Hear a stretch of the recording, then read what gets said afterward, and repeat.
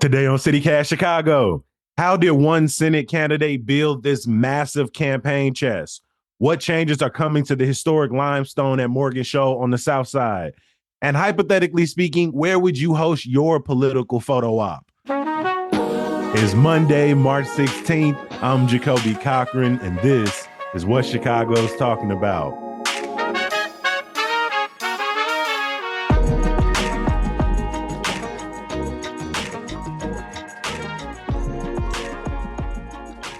We've got CityCast contributor Lee John Greco back in the building with us. Lee, how you feeling? Hey, I'm good, Jacoby, but I am ready for primary season to be over. You and me both. I just need a quick break, even if it's just 6 weeks before they get back to campaigning for the general. I just need a slight pause on the commercial, all the texts, all of the calls, right? Hey, I am so-and-so from insert candidates campaign. We want to talk to you about insert topic. Like, there's so many races to follow. They getting increasingly nastier and nastier as we get to primary day tomorrow. So yeah, I'm with you. I would like a little bit of a break, just a little bit of a pause, just a little bit. We've also got Block Club Chicago's Maxwell Evans in the building with us. Max, how you feeling? I'm doing pretty good. Saying I was a little sleepy, but I feel like everybody is at this point. So like I'm giving myself some grace. I can be a little greasy, a little sleepy, whatever. 100%. I'm looking outside right now. I haven't seen sunshine in a couple of days. Lee, you was talking about it earlier. On Monday, you was out running. Tuesday, we outside dodging hailstorms. Like, again, we know that this month is the month where we get a little fake spring, a little fake summer, a little pump fake that the weather is about to get much more enjoyable. And I don't know, like every year I bite for it. I can't believe you fall for it. You're from here. I know. You know better. I know, but it's like basketball. G. If it looks good, I'm jumping in the air. I'm gonna try to block it, and you blowing past me for the bucket. And I don't switch my sweaters until June. They stay in there. The coat with the parka hood, it stays out until June, until we get a consistent 2 weeks of hot weather where I am sweating on the reg. That stays out. I will love to pretend that next year I'll get my act together, March will roll around, and I'll just be sitting here in my hoodie, like, the better days are far away. But nope, I'm a bite again. Doesn't it boost you up though? Like you get those 2 days and then you walk out a little stronger, even if it's cold, a little happier, even if it's cold. I like 45-degree weather, so I'm weird. I'll defend that.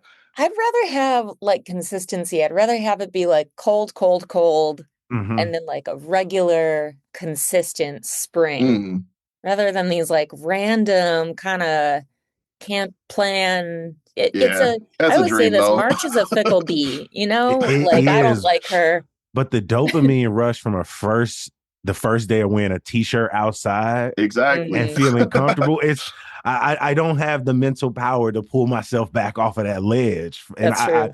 I don't want it. I don't want it. I want the optimism. It's the only place in my life where I have it. Apparently, is around the weather. Place in my Apparently, I don't want to laugh at that. That's sad. I don't want to hear that. I know we are all over primary season, but again, y'all, get out into the voting booth if you can today. We've also talked a lot about campaign financing over the last few days as more voters think about where candidates are getting their money ahead of primary day tomorrow. Lee, you worked on a story for the Tribune looking specifically at Raja Krishnamurthy, current 8th District Congressperson running for Senate. Why did you all look into this and why focus on him exactly? Yeah, so I worked on this story with Chicago Tribune staffers Dan Petrella and A.D. Quigg. And the reason that we looked at Congressman Krishnamurthy in particular is he is not only one of the most prolific fundraisers in Illinois, but in Washington. He's second to John Ossoff in terms of fundraising. So between the start of 2025 and February of this year, Raja raised $30.5 million. Ossoff has raised twice that amount, but of course, he's in Georgia, which is a state that Democrats have to defend from being flipped. Yeah, they're down there still in elections and committing voter disenfranchisement left and right. So yeah, it's Not that huge. that sort of thing can't happen in Chicago. Let's not pretend For like sure, for sure. But I feel like everything I has hear always as been much, fine here in Illinois. no, I just feel like I hear as much about Georgia politics as I do our own. For sure, for sure. But the other part that's interesting about Krishnamurti is just how did he raise this money? How did he treat the campaign staffers who helped him raise all this money? And where is he getting it from? Let's take those beat by beat. Where is it coming from? Because I'm looking at the attack ads in particular, and they've connected him to ICE, they've connected him to MAGA, they've connected him to far right extremist groups. Like so, when you look into the numbers, where's this money flowing in from? Yeah, so I know one of those attacks that Juliana Stratton has made is that, one of his donors is an executive at Palantir. Palantir is this massive data company that has contracts with private companies, but most notably the federal government, Homeland Security. Right. From Palantir executive Shyam Sankar, Krishnamurthy has said that he is going to donate those donations to immigrant rights groups. But the other element that I think is really interesting about where his donations come from is he has uh, tapped into this donor base that not a lot of other politicians have gotten into, which is the Indian diaspora in the US. And, you know, it is, of course, not a bad thing at all that he is getting a large amount of his money from the Indian diaspora. But among those donors, there are several who have ties to Hindu nationalists, or they support the BJP, which is the Hindu Nationalist Party in India. Now, if you're unfamiliar with what's going on in India, you have Prime Minister Narendra Modi, who is a Hindu nationalist. He has cracked down on Muslims in India, and he's essentially this Trump-like figure there, this strong man who is very popular among Hindus in India and also many Indian Americans here, many who have immigrated to the US. What has Krishnamurthy's response been to this? Yeah, so essentially he has said that singling out or talking about these donors who might have ties to Hindu nationalism is inferring that Krishnamurthy has dual loyalties and that it is racist to even insinuate this. For what it's worth, I mean,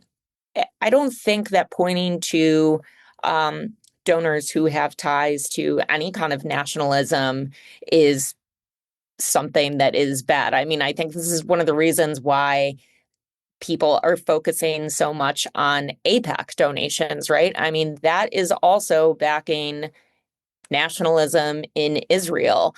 And I think it is worth honing in on any of these groups that have nationalist ties because we are seeing so many patterns that echo kind of post World War One, right? Where, okay, pandemic followed by downturn in the global economy, followed by rise in nationalism with these strong men who foment conflicts and war.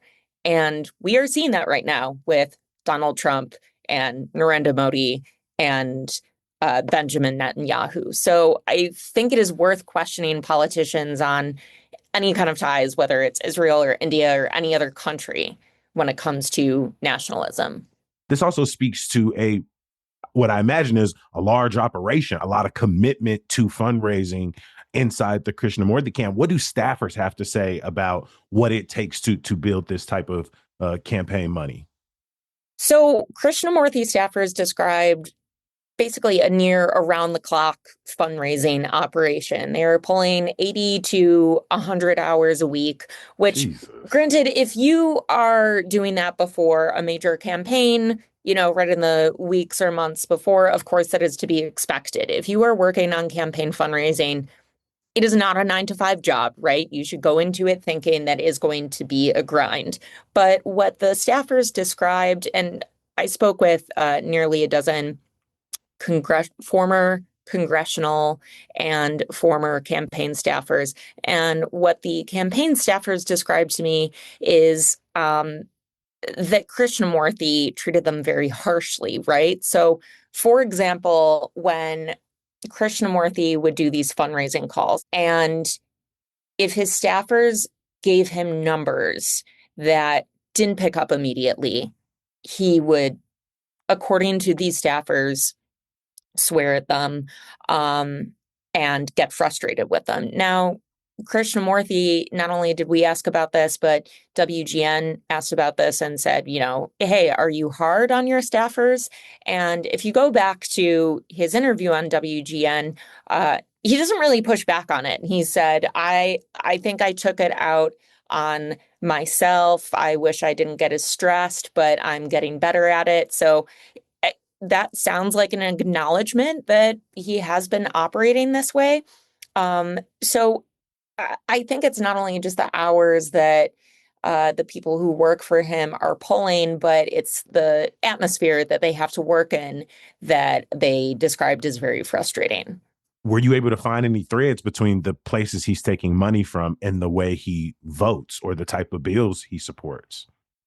That is actually a very good point. We didn't find those threads. So we were looking to see if there were any times that, okay, let's say, for example, the Palantir money that everybody's focusing on, did he vote some sort of way on a related bill to, say, defense or immigration after he got that money? Or did he vote a certain way on healthcare because he has so many donors from the healthcare sector? And we did not find any of that. And for what it's worth, Krishnamurti has said, because he has, I think the number he has pulled is over 90,000 donors, that because he has so many donors, because he raises so much money, that makes him not more beholden to these people, but less. So I think the idea is basically that, like, if he were to lose, let's say, one of his major donors, it wouldn't really hurt him that much because he has so many other people to rely on. Whereas somebody who maybe has fewer donors is probably more beholden to them because if they lose one of them, then that's their entire campaign fund, right? So it's kind of an interesting argument that he has here. And it's one that a lot of other politicians have used, basically. Mhm. We spent a lot of time looking through how a ton of candidates are getting their money.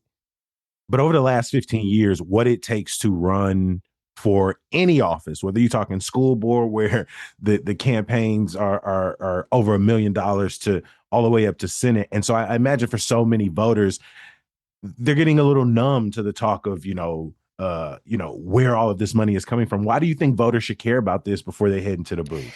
Yeah, I think voters should care because ultimately, the more that corporations and special interest groups get involved in these elections, I think the further disenfranchised just the regular person is going to be, right? So if you have this flood of campaign funds coming from a group like APAC, it is going to quash the voices of people who can't afford to plaster TV with, round the clock ads and Instagram and all other types of social media with these ads.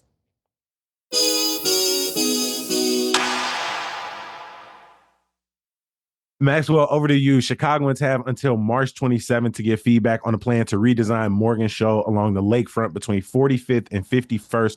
What's in this plan and what are neighbors saying about it? Yeah, so this has been a project that's been in the work for, I was going to say years, but if you think about it hard enough, it's been decades. It's been decades. Anybody that's been in Chicago since the 90s has seen how the lakefront has changed all across the city's lakefront. You've seen the development of a lot of concrete barriers that have replaced some of the limestone and the other types of lakefront protections that were there. And so most of that project has been done for years and years. The two spots where it isn't done is Promontory Point in Hyde Park and Morgan Shoal in neighboring Kenwood. And so finally, after many years of pushback on the designs that were proposed, refusals to install concrete by neighbors, they're getting into the meat of this discussion on how to actually repair and restore these barriers in the places that they're needed. And so at Morgan Shoal, they've proposed adding about 7 acres of new parkland, which are going to be behind about 3,700 feet of large armor stones, like the big boulders you'll see along the lakefront. About 1,000-foot pebble beach to replace the very popular natural pebble beach that's out there already, as well as an 800-foot section of concrete that would kind of go along with a concrete section towards the south that's already been built. And so it's a beautiful place. It's a lakefront. It's Chicago's lakefront. Like, of course, you're going to get people's emotions behind it. People have so many memories, so many connections to that spot. And it's been very controversial how this process has played out. Neighbors feel that they're kind of just going through the motions with the government officials as they feel the government's kind of just checking boxes to get this project done. And on the government side, they're saying, hey, we are listening to you. We are trying to mold this as best as we can around your desires. And we also have a job to do, which is protect the lakefront from flooding, from storm damage, as these barriers are falling apart. So I believe it's about 2 years since a plan has been released, and this is in the federal environmental review stage right now. And that's actually what people can give their feedback on through the end of this month, giving feedback on the review of the designs that are proposed right now. Yeah, I love the fact that this historic limestone, as you point out in your reporting, hundreds of millions of years old, has such fierce advocates in the city that it's not something we just take for granted and ignore. It's clearly led to the delays in this project as people have gone back and forth. I know that neighbors have submitted some alternative plans. We don't have to jump full into the details there, but what are some of their biggest concerns that they want addressed? Yeah, I think what the neighbors who have had frustrations with the U.S. Army Corps of Engineers and the city's proposals for this site, they've really felt a disconnect between kind of the what's the word, like very technical and specific job that is required of reinforcing the lakefront and the very emotional and personal and human ties that people have had to this site for decades. And so I've heard it described as like speaking two different languages. Like there's the government officials who are in my view, genuinely taking this feedback in at least some sort of way, adapting their design in the ways that they feel that they can. But at the same time, if you don't live in Kenwood, if you don't live in Hyde Park, if you haven't spent decades developing a personal, a human bond with this site, again, the different languages thing is, I feel like that's kind of accurate to describe how this has gone. And so there's actually a group of neighbors who, over the last several months, have been kind of taking those frustrations. And I will say past meetings they've gotten tense. Like there's been a lot of anger, a lot of frustration voiced by I was neighbors. going to ask what it looks like in the room. Yeah, in those meetings, it can get very heated. And I would say the most recent one, there was a shift. Like you could feel in the room that there was more of a understanding from the residents that like if we want to see our ideas really accepted, we're going to try a different tactic. We're going to try presenting this in a way that maybe the government officials will be more open to. And that included presenting a very detailed a set of alternative designs for the lakefront that had been developed over several months of just neighbor-led public meetings. And so it's been really interesting to see like this exercise in civic engagement. Like they try the anger, they try the frustration and the emotional pull of trying to get the government to adapt to what they'd like.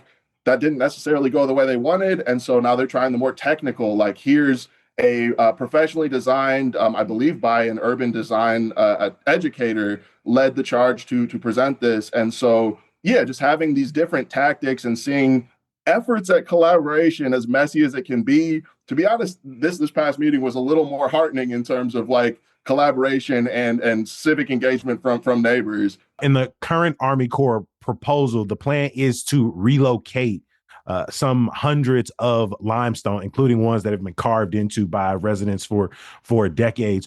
Where would the plan move those in the long run?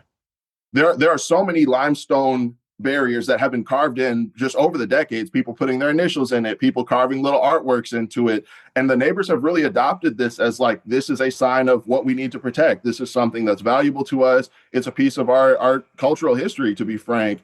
And so the government has said that they will be repurposing many of these blocks, which many of which aren't in conditions to really serve as lakefront protection anymore. So they would be pulled onto aspects of the new parkland that they plan to build for use as seating, for use as just display. Come check out this artwork that's been created over the last 100 years or so. And yeah, so there are plans to repurpose many of these blocks. Some neighbors are happy about that. Others are saying we need more of those blocks protected. Again, these are pieces of our Southside cultural history that we'd like to see preserved. And so, yeah, there's been some back and forth on the exact details, but the residents are definitely looking for those to become a part of whatever future parkland is created. I know we have until March 27th to give feedback on the plan, but what is the timeline for moving forward with this? If a plan is accepted and pushed forward, when would this construction start? Because I know it will restrict access to parts of the lakefront. Yeah, I think you can look at the about 30 plus years that it's been in trying to get this to the finish line in the first place to say that that's really unclear at this point. I believe funding still has to be identified to like execute all of these plans, to construct all of these plans. It's really up in the air as to when construction would even begin, as to when these plans would even be finalized. So I think for now, just keeping it as you got a couple more weeks to give your feedback on this review of the plans, and then frankly, we'll see what goes on from there. Mm-hmm. Please check our show notes where you will find links to both Maxwell and Lee's amazing reporting.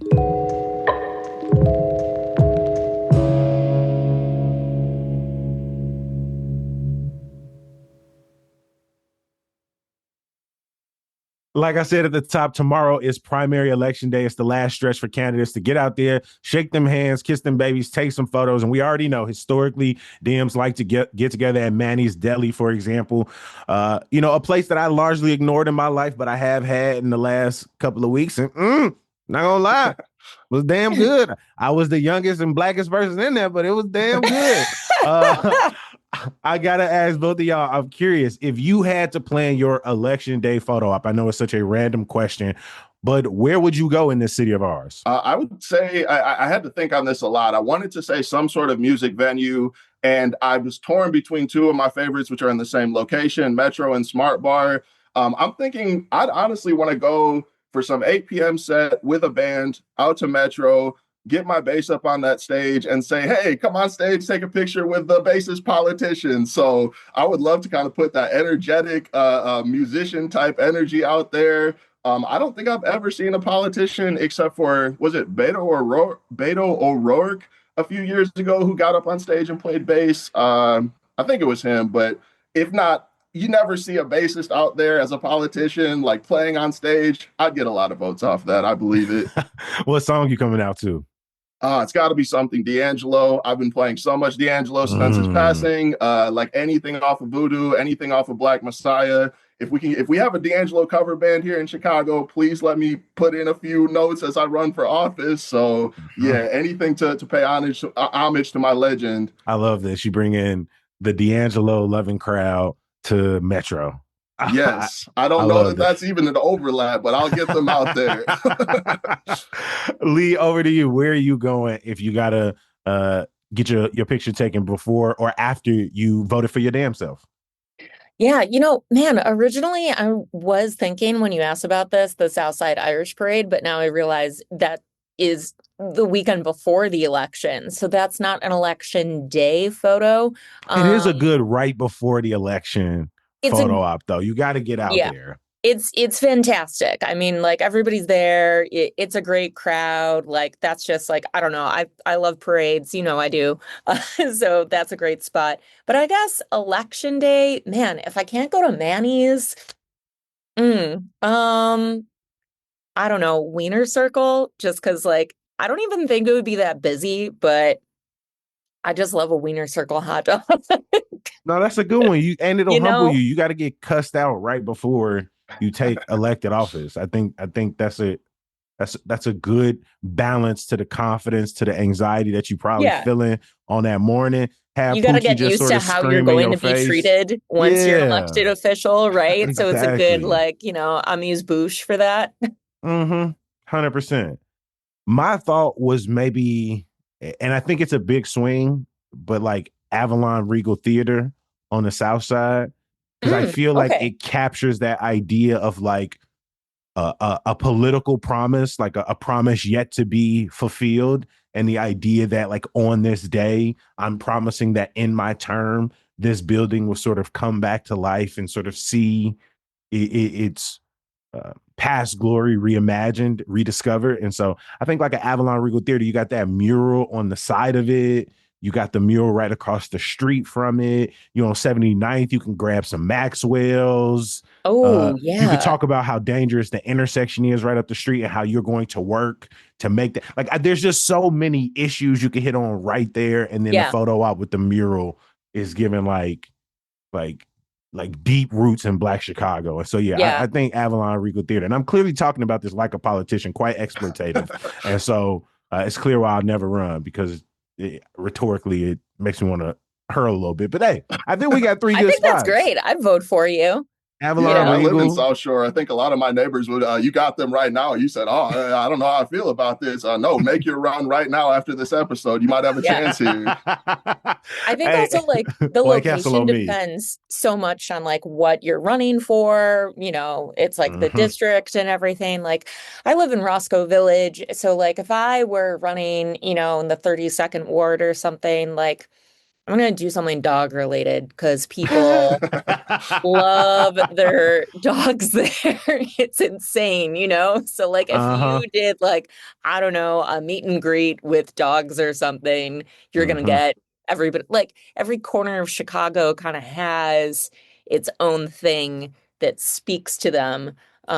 Which I think, I mean, you said you were like the only like Black person in Manny's, but I think Manny's is just on that day. Just on that day. But it's one of the few places in Chicago where you see everybody from like every corner of the city, which, you know, makes it really different.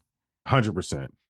I mean, if I was running for like mayor or something, I might bring like a drum line to La Chaparita and Little Village. Try and get like a fusion thing popping off. Yeah. Especially if I gotta eat that morning. Oh, La Chaparita closed for their holiday breaks. I was so happy for them. Like, get y'all vacation off. But I was hurting. I want to give a huge thank you to our guest today, CityCast contributor Lee John Greco. We appreciate you making time. Thanks again, Jacoby. And from Block Club Chicago, Maxwell Evans. Yeah, thanks for having me on. And I'm sad we couldn't do our good news duet we always do. It's the first time I've never done that. I still got some good. I still got to give people good news today, so let's do it. Like at the end of every episode, you know how we gonna end. That's with some good news. I'm matching your thing. I completely missed my mark, but I liked how you did it. If you made it to this point in the episode, please reach out to us at 773-780-0246. We want to know your name, your neighborhood, and where would you pull up, shake hands, kissing babies on election day. Asian Pop-Up Cinema is back for their 20th anniversary festival, kicking off this Friday and running through April 12th. There are over 30 films that you can check out, including animated features, comedy, horror, drama, and everything in between. I will drop a link for you in the show notes. They're also going to have some amazing programming, sitting down with actors and directors. You don't want to miss it. As always, we appreciate you for listening and reading. We're going to be back bright and early tomorrow. We'll talk to you then. Peace.